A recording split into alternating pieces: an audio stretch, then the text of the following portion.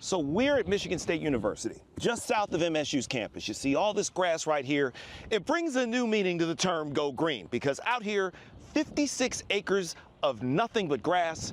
But this grass has a very special purpose, because when the world watches the World Cup, it's coming from right here. Alana Morales has lived at the Million Brush in downtown Detroit for almost 2 years, and she's seen it all. Whoa, look at this. From rats in the lobby. Behind you, bro. There'd be times where I'm coming home late at night and they're just on the furniture like they're paying rent. So much, Kim. Now, the Detroit police are looking for the driver who ran a red light and caused a deadly 3-car crash. It happened on the east side on Chalmers near Seymour. Really, literacy is going to be part of the legacy that the governor wants to leave behind once she leaves office, because as you've mentioned, those reading scores have absolutely plummeted here in the state of Michigan. And don't crowd the plow is not just a marketing slogan. It is actually state law. You got to give them 200 feet or else you could be facing fines, all sorts of violations. Plus, it's really dangerous on your car. So the stairwells are nasty. First thing that hits you when you step inside the Newberry Square apartments is the smell. You can smell whatever this is. It's not just mildew. It's a stale, musty odor that permeates the 5-story building located just off West Michigan Avenue. It has been without air conditioning for weeks. Sites such as this have been responsible for the air pollution here in Southwest Detroit for generations. And Chang hopes that she can get that legislation through the state Senate and state House before the end of her term at the end of the year, because she doesn't want to see another generation of residents have to live with this polluting the air. And February is Black History Month, and the Detroit Pistons are acknowledging that by focusing on Black excellence. Now, dictionary.com has already named 6'7". I don't know what I'm doing. As it's where I don't know what I'm doing either. The Midnight Golf program has been 25 years showing these young men and women the importance of the game of golf. It's more than just putting a ball in a hole. It is also about putting a stamp on your future. But that was scrapped earlier in the week. There will only be one on the Canadian side, and the traffic will start going over this bridge, including trucks like that, starting on Monday afternoon. We're live in Southwest Detroit. I'm J. Scott Smith for Local 4. The sentence agreement is for Mr. Pendergrass to serve a maximum of 50 years in the Michigan Department of Corrections and a minimum of 25 years. 25 to 50 years. That's the time Jalen Pendergrass will serve after he admitted to killing 17-year-old London Thomas nearly a year and a half ago in Inkster. Pendergrass pleaded guilty on July 2nd to second-degree murder, admitting to strangling Thomas to death during an altercation at his home in Inkster on April 5th, 2025. Thomas's body was found 3 weeks later inside a plastic bin in Southfield, and the family's pain was on full display in the courtroom this morning. And I ain't never been able to have animosity in my heart for nobody, but I do for you, because you took a part of my life that'll never be filled.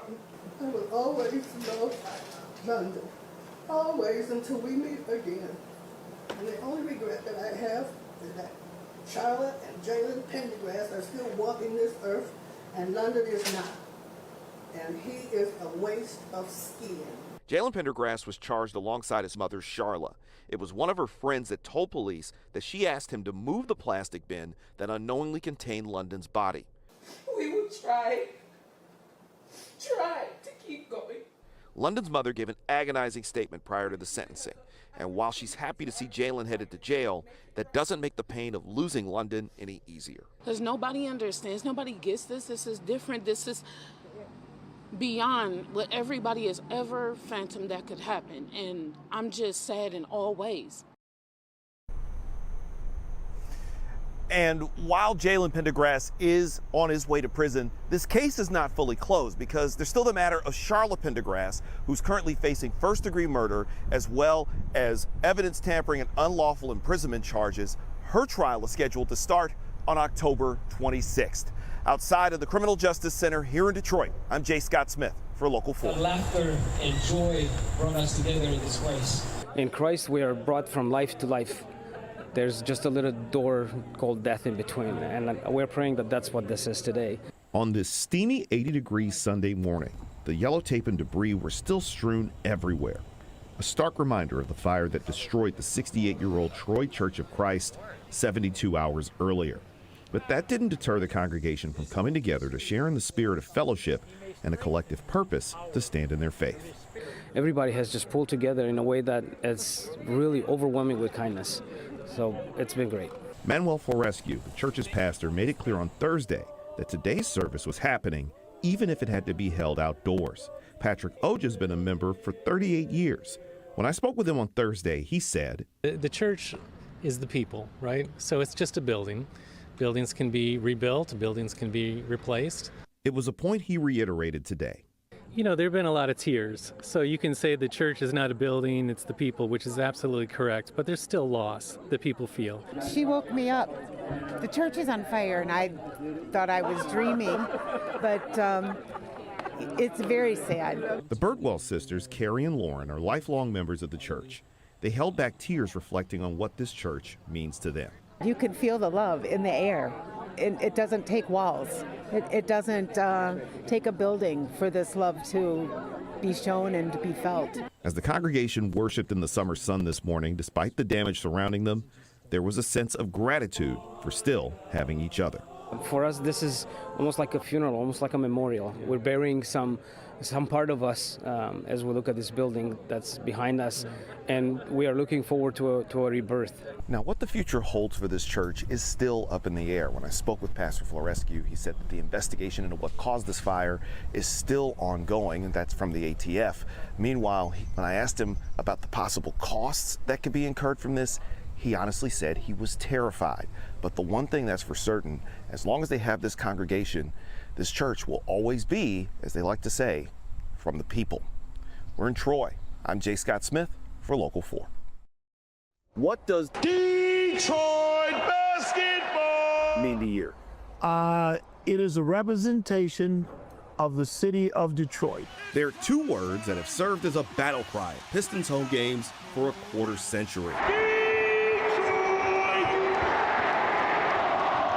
It's endured the test of time, but according to the man behind the phrase, it almost didn't happen.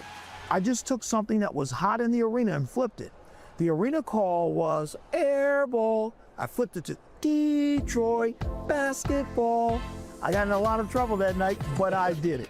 John Mason has been an important part of Detroit culture for more than 40 years, including the last 25 with the Pistons. And while he's known around the country for those two special words, to generations of Detroiters, he's the radio icon behind Mason in the Morning. I'm interviewed nationally, and I'm around the country, and they ask me about the radio. I go, I'm not a radio personality. I'm on the radio. That's family. Mason first came to Detroit in 1983, taking over as the morning show host on FM 98 WJLB. His radio show was how Gen X and millennial Detroiters started their day for 18 years. The show was so popular that it was part of the basis for the TV show Martin during the 1990s. The chance to be in Detroit was incredible. This is Motown. Are you kidding? By the summer of 2001, Mason was in transition, having left WJLB after 18 years for 105.9 FM when an unexpected opportunity landed right in front of him. The lady I worked for knew a lady at the Pistons, and they were just having lunch. She said, well, you know, our PA guy is leaving. That's Ken Calvert. Ken Calvert. Ken Calvert had been the team's PA voice since 1985. And like Mason, he was a Detroit radio staple at WRIF and WCSX. She says, let me ask Kenny about Mason, and maybe Mason could do it. After announcing a few scrimmage games, Mason took over for Calvert that year and became an instant hit. And it was also perfect timing because he became the voice of the going to work era Pistons. By 2004, his creative superhero-esque player intros had become must-see TV.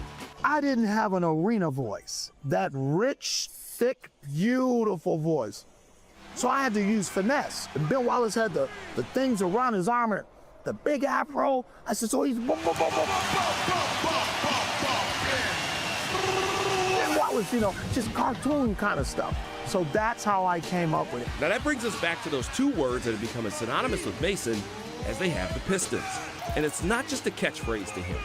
It's a love letter to the city that has embraced him for the last 43 years. When you meet Detroiters, you become part of their family. It's a family thing. It is truly a family thing. And again, it's how I came up with Detroit basketball. I couldn't let the family down.